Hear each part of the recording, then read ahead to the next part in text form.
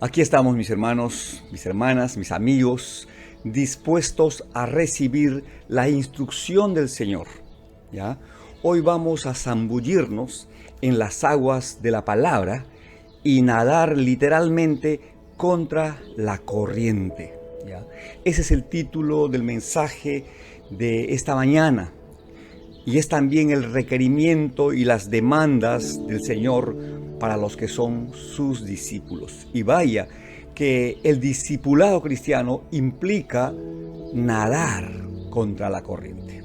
Vamos a ver esta porción del Evangelio según Mateo capítulo 5, versículos 38 al 42, en la que Jesús enseñó lo siguiente.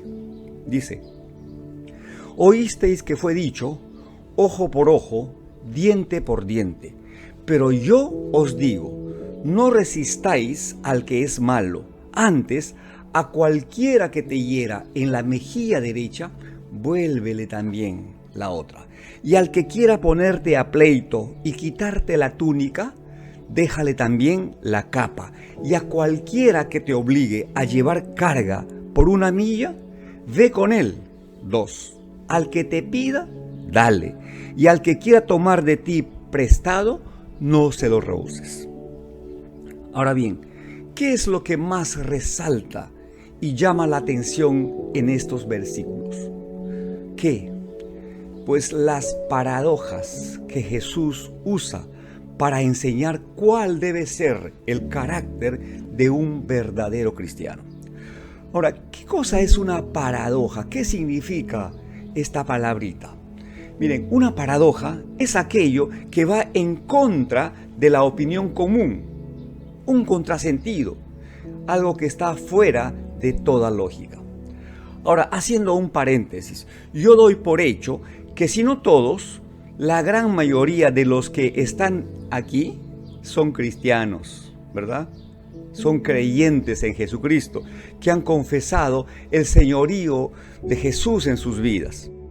Ok, entonces a la luz de las enseñanzas de Jesús, podemos concluir que la vida que Él propone a sus discípulos, a sus seguidores, es decir, a ustedes y a mí, pues va en sentido contrario a lo que la opinión común propone. Y yo creo que eso debe llevarnos a pensar seriamente y con mucho cuidado en el cristianismo que estamos practicando. ¿Recuerdan ustedes cómo terminó Jesús su sermón de la montaña? Este sermón que está registrado en el Evangelio de Mateo, capítulos 5, 6 y 7. En el capítulo 7, en los versículos 24 al 27, precisamente Jesús dijo: Cualquiera pues que me oye estas palabras y las hace, pues le compararé con un hombre prudente que edificó su casa sobre la roca. Descendió la lluvia, vinieron los ríos, soplaron los vientos y golpearon contra aquella casa y no cayó. ¿Por qué? Porque estaba fundada sobre la roca. Pero cualquiera que me oye estas palabras, pero no las hace, entonces le compararé con un hombre insensato que edificó su casa sobre la arena. Igualmente, descendió la lluvia, vinieron los ríos, soplaron los vientos y golpearon impetuosamente su casa. Y ésta cayó y fue grande su ruina. Interesante. Dice que la gente, cuando escuchaba a Jesús, se quedaba maravillada por la sabiduría que desataba cuando compartía sus enseñanzas. ¿Ya? Ahora, lo que Jesús considera importante, lo que para él cuenta, se resume en 2 palabras. En 2 palabras, a la luz de esta porción que acabamos de leer: oír y hacer. ¿Ya? Oír su palabra y ponerla por obra. Eso es lo que cuenta después de todo. Al final, lo que realmente va a producir el avance en nuestra vida cristiana, en nuestra vida de fe, lo que va a determinar el éxito en la vida es oír y hacer. Y estas 2 palabras siempre van juntas. porque podemos oír la palabra con cierto interés, ¿ya? Podemos voltear la mirada para prestar atención a la palabra del Señor, pero al querer hacerla, al querer ponerla por obra, encontramos un tremendo obstáculo, difícil de sortear. ¿Cuál es este obstáculo? El sentido común. Porque como hemos visto, el requerimiento de Jesús va en contra de la opinión general, de la opinión común. A ver, pensemos por un momento. Si alguien te ofende o habla mal de ti, ¿cómo reaccionas? Si alguien te desplaza o no te toma en cuenta o desestima tu opinión, ¿cómo te sientes? ¿Y cómo respondes? ¿Qué haces cuando alguien te falla? Cuando alguien incumple su palabra o traiciona tu confianza. ¿Qué haces? En fin, cada quien puede ampliar esta reflexión según su propia experiencia. Mis hermanos, necesitamos ver las cosas desde la perspectiva de Dios expresada en su palabra. Definitivamente es el sentido común lo que muchas veces nos impide actuar según la palabra de Dios, porque le damos más crédito a lo que nuestros sentidos naturales nos indican y pasamos fácilmente por alto las demandas del Señor. Necesitamos entonces renovar nuestro entendimiento para poder comprobar la buena voluntad de Dios, que es agradable y perfecta. En todo aquello que ocurre en nuestra vida, ya debemos procurar encontrar el propósito de Dios, aunque a juzgar por nuestros razonamientos, por nuestro sentido común, pareciera que está más bien fuera del propósito divino. Entonces, ¿qué podemos hacer, mis hermanos? En primer lugar, debemos pedirle a Dios en oración que nos dé la capacidad espiritual, emocional, física y mental para poder resistir la tremenda fuerza de la corriente de opinión del mundo en que vivimos y que es contraria a la opinión del Dios en quien creemos. Si no consideramos la opinión de Dios expresada en la palabra para tomar nuestras decisiones, pues haremos las cosas en nuestras fuerzas y en nuestras posibilidades, que son limitadas. Hermanos, hermanas, lo peor que nos puede pasar es entrar en conflicto con la palabra de Dios. En tal sentido, consideremos lo que dice el apóstol Pablo en su segunda carta a los Corintios, capítulo 6, versículos 14 al 15. Dice: no se unan en yugo desigual con los incrédulos, porque qué compañerismo tiene la justicia con la injusticia, y qué comunión la luz con las tinieblas, o qué parte tiene el creyente con el incrédulo. Eso es en primer lugar. En segundo lugar, debemos renovar cada día nuestra mente, tal como ordena el Señor en Romanos, donde dice: no os conforméis a este siglo, sino transformaos por medio de la renovación de vuestro entendimiento, para que comprobéis la buena voluntad de Dios, agradable y perfecta. Una buena manera de resetear, de renovar nuestra mente, es mediante la lectura permanente, el estudio diligente y la meditación frecuente de la Sagrada Escritura. Ahora, ¿para qué es todo este ejercicio espiritual? Pues para conocer el pensamiento que viene de lo alto, para obtener recursos espirituales que producen la fe, para romper paradigmas mentales y culturales que nos impiden avanzar en el camino del Señor, para crecer en la gracia y en el conocimiento de Dios y alcanzar una buena estatura espiritual que nos permita soportar el peso de la carga del diario vivir. En fin, vamos entonces a ver algunas paradojas que la Biblia registra y que nos pueden ayudar a comprender y superar muchas cosas que hoy mismo nos pueden estar afectando en la práctica de nuestra fe. Veamos. En primer lugar, un cristiano puede y debe regocijarse y alabar a Dios en medio de las pruebas. Sí, escuchaste bien, mi hermano. Asimila, considera este requerimiento del Señor. Un cristiano puede y debe alabar a Dios en medio de las pruebas. Jesús dijo en Mateo capítulo 5, versículos 11 al 12, dijo: bienaventurados sois cuando por mi causa os vituperen y os persigan y digan toda clase de mal contra vosotros mintiendo. Gozaos y alegraos, porque vuestro galardón es grande en los cielos, porque así persiguieron a los profetas que fueron antes de vosotros. Ante un requerimiento como este, ¿qué dice el sentido común? Pues que ante las pruebas, lo lógico es que nos desesperemos, que nos exasperemos y reaccionemos mal. Cualquiera en su sano juicio, entre comillas, cualquiera en su sano juicio reniega ante la adversidad. No se goza pues, ni lo celebra. Dígame entonces si no es un contrasentido lo que Jesús nos plantea, nos pide que hagamos. Con razón, el apóstol Pablo enseña en su primera carta a los Corintios que el evangelio que predicamos es tropezadero para los religiosos y es locura para los incrédulos. Mas para los que atendieron al llamado del Señor, el discipulado cristiano es poder de Dios y sabiduría de Dios. Mis hermanos, esto nos debe llevar a ponernos serios ante las demandas del Evangelio si es que en verdad somos discípulos de Cristo, porque seguir a Jesús implica negarnos a nosotros mismos, sentido común incluido, cargar, llevar nuestra cruz cada día e ir en pos de Él. Segunda paradoja: un cristiano puede tener paz en medio de la aflicción. Esto va de la mano con la primera paradoja. Un cristiano puede tener paz en medio de la aflicción. Ahora, la paz no es ausencia de problemas, eso lo sabemos, ¿verdad?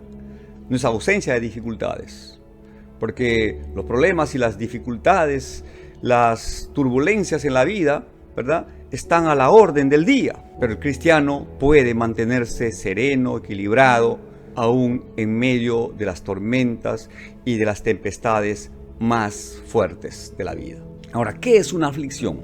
Una aflicción es un sentimiento de pena, de tristeza, de consternación provocada por un hecho o por una pérdida o por la ruptura del orden normal de la vida. Por ejemplo, una enfermedad incurable, de pronóstico reservado, el fallecimiento de un ser querido, un accidente que te deja discapacitado, una crisis en tu matrimonio, en fin, cualquier evento indeseable de la vida produce una aflicción. ¿Y cuál es la reacción natural de la gente ante estas cosas? Pues se llenan de angustia, de desesperación, se turban y se desesperan. Ahora bien, ¿qué dijo Jesús al respecto? Él dijo, según el Evangelio de Juan capítulo 16, 33, dijo: estas cosas les he hablado para que en mí tengan paz. En el mundo tendrán aflicción, pero confíen, yo he vencido al mundo.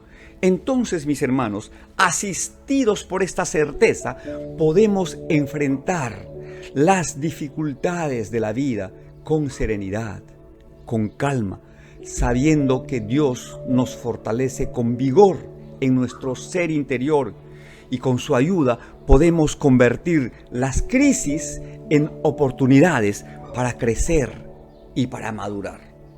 Hay tiempos en la vida, mis hermanos, en los que experimentamos dificultades y situaciones de crisis que no quisiéramos que ocurrieran, ¿no es cierto?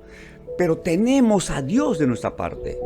Él está con nosotros todos los días, según su palabra, y podemos confiar que, como dice la Escritura, aunque andemos en valles de sombras y de muerte, no temeremos mal alguno, porque Él estará con nosotros. Su vara y su cayado nos infundirán aliento. Dios es con nosotros, y si Dios es con nosotros, ¿quién puede estar contra nosotros? Tercera paradoja: un cristiano debe aprender a contentarse con lo que tiene. Oído, atención a esto. Un cristiano debe aprender a contentarse con lo que tiene. Contrariamente a lo que hace una persona del mundo que se afana y es capaz de cualquier cosa con tal de adquirir bienes y acumular riquezas y obtener cierto estatus en la vida, un cristiano se esfuerza y trabaja con diligencia, con responsabilidad, con honestidad para alcanzar sus metas. Y si a pesar de todos sus esfuerzos no lo consigue, no se queja, no se lamenta. Es más bien agradecido por lo que tiene, aunque lo que tenga sea poco. Esa es la idea que desarrolla el apóstol Pablo en su carta a los Filipenses, capítulo 4, versículos 11 al 13, en la que escribió. Él dijo: no lo digo porque tenga escasez, pues he aprendido a contentarme cualquiera que sea mi situación. Sé vivir humildemente y sé tener abundancia. En todo y por todo estoy enseñado, así para estar saciado como para tener hambre, así para tener abundancia como para padecer necesidad.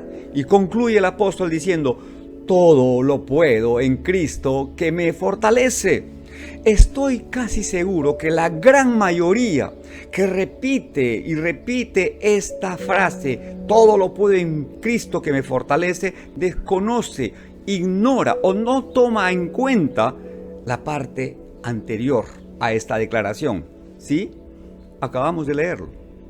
Ahora, si ustedes se dan cuenta que desbordados por el consumismo, por el materialismo, por los afanes, por la vanagloria de la vida, por los deseos de los ojos, los deseos de la carne, etc., este principio ha sido prácticamente olvidado, ha desaparecido de la iglesia.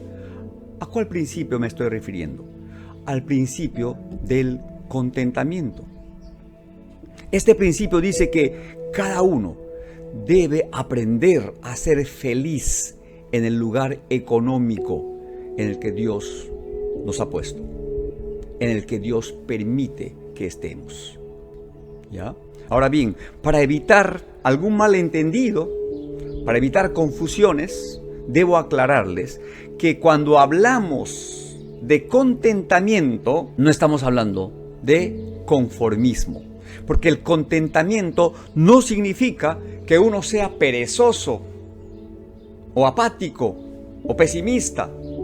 No, hermanos, siempre debemos tratar de mejorar en todo. Sin embargo, Hebreos 13:5 dice, la carta a los Hebreos, capítulo 13, versículo 5 dice: sean vuestras costumbres sin avaricia, contentos con lo que tenéis ahora, porque Él dijo, el Señor dijo: no te desampararé ni te dejaré.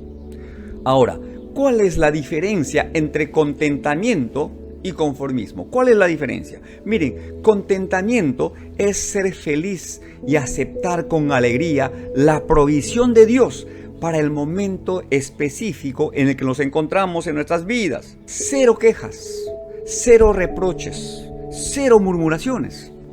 Contentamiento. En cambio, el conformismo es una actitud de abandono, de pesimismo, de pasividad.